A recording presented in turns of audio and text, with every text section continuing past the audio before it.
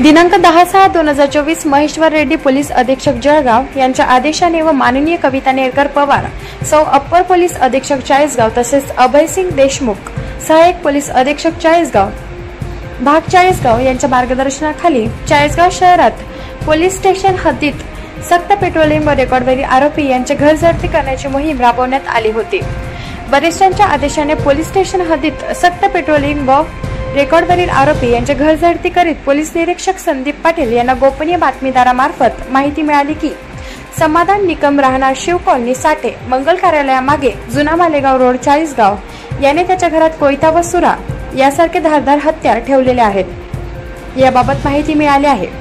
तरी त्याच्या घराची घरजप्ती घेऊन कार्यवाही करा याबाबत आदेशित केल्याने लगतीच पोलीस पथकाने त्याच्या घरी जाऊन पंचासमक्ष नमूद इसमाची घराची घरजप्ती घेतली असता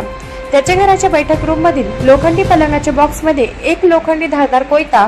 व 2 लोखंडी धारदार सुरे असे एकूण 3 धारदार हत्यार मिळून आल्याने ते जप्त करण्यात आले आहेत। सदर इसमाविरुद्ध